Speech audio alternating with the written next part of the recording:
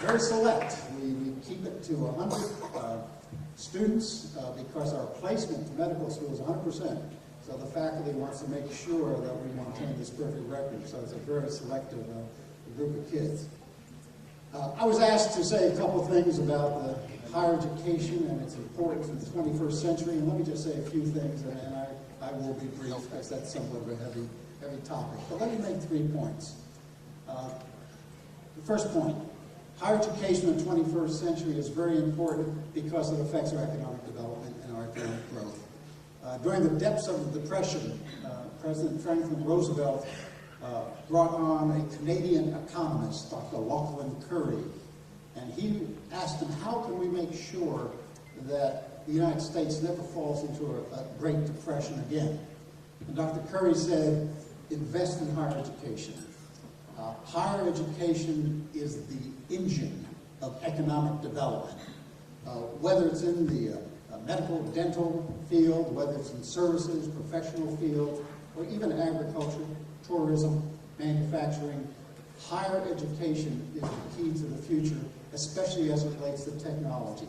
And it's obviously clear that technology is going to be the key to economic growth. That's why, to an extent, we're somewhat blessed by living in Brevard County, because I think most of us understand that and are willing to make those kinds of investments. So it is the key to job creation, especially the kinds of jobs that we've been hoping for here in the Space Coast area.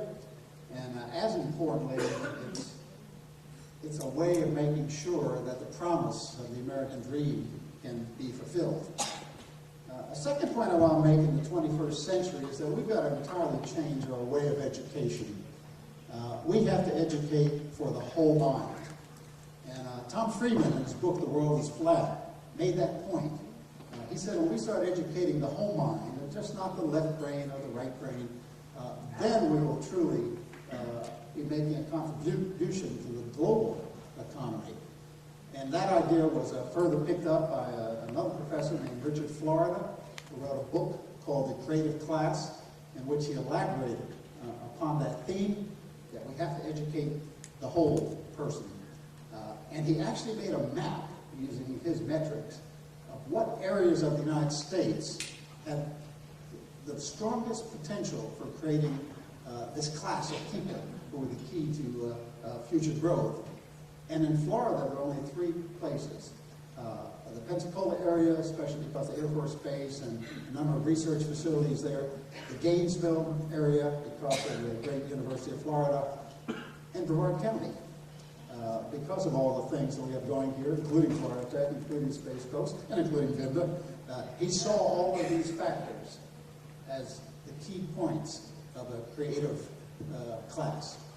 And there's a very interesting book written by a man that named Daniel Pink, unusual name, Daniel Pink, but it's called Educating the Whole Mind. And his point, and his elaboration of it, is that we have to stop thinking that you're either left brain or right brain. If you're left brain, you're analytical, you look at details. If you're right brain, you're creative, you're artistic. And we've had this naive assumption that the two don't mix. Well, that's not 21st century education. We found at our school that some of our best mathematicians are great musicians. Some of our best electrical engineers are pretty good artists. We found that you have to educate the whole mind and not just one part or the other. That is a concept that we have to work very hard, not only in higher education, but all the way down to elementary school. Because then you're educating the whole person. And we find so often that one aspect of creativity is so helpful to professional or technical skill. We at Florida Tech, for example, have created a music program. And when we hired the young woman to be our first professor of music, Dr. McKay and I wondered, well, would anyone take her class? Now, most professors teach 2 classes a semester. If they're doing research, some teach 3. Our professor of music, Dr. Jamie Youngkin, teaches 6 classes a semester because there's such demand from our engineering, science, and psychological, and business, and aviation students to study music. Our art program is growing. We now have our first art gallery, the Funk Center, on the Florida Tech campus, which has a number of very interesting textiles from our Indian collection as well. And we're going to expand in the performing arts because we believe in educating for the whole mind. And the last point I want to make is just an ancient point about living the good life. And I'll take you all the way back to Aristotle, because Aristotle is as relevant now in the 21st century as he was 650 years before the Common Era.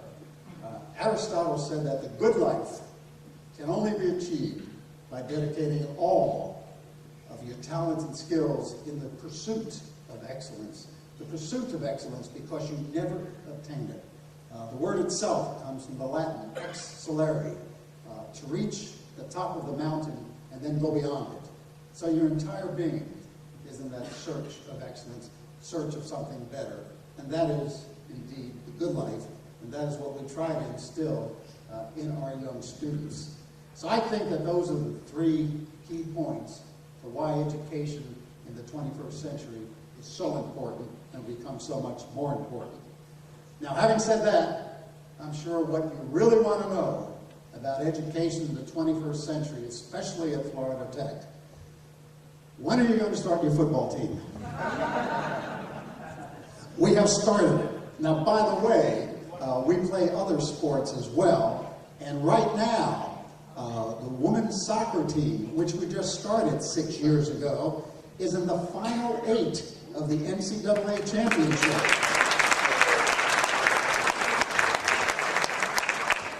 Most of these young women under Coach Fidji Haig are all here from the Melbourne and Brevard County area. And they're just doing an outstanding job.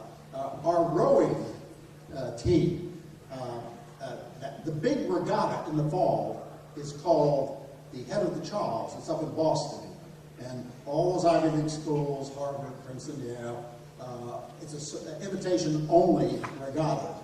And we kind of nudged our way in. They didn't really want us there, and they'll never invite us back because we won. And we set the all-time 125 years record.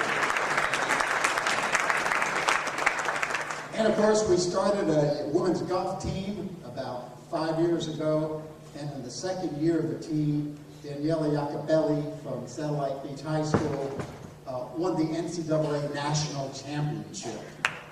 She's now on the Futures Tour after getting her degree from Florida Tech. But what about football? Okay, it's underway. We are starting our football program, and our first game is going to be in September in 2 years. And we have challenged, and we believe they will accept our challenge, to play MIT. So be there. It'll be great. Thanks so much, and thanks all of you for your time for Leave my sadness behind, let's sweet paradise for me. Heaven waits forever, take me to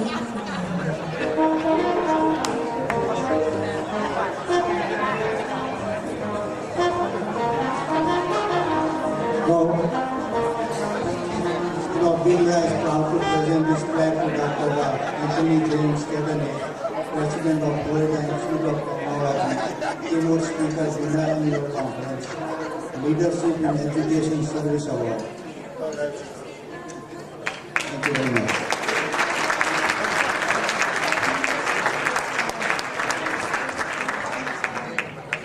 heaven waits over yonder, take me to where I am, take me to where I am, take me to where I am, take me to where I am, take me to where I am. Ladies and gentlemen, to the President, Dr. Jeshwal Patel, Distinguished Physician, Leadership Service Award, with sincere gratitude and appreciation from the Executive Committee and the Board of Regents.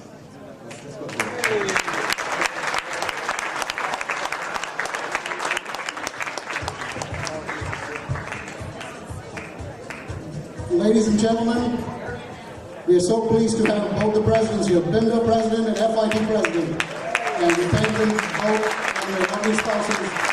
And the incoming president, of course, Dr. Reddy, for 2011. Thank you all so much.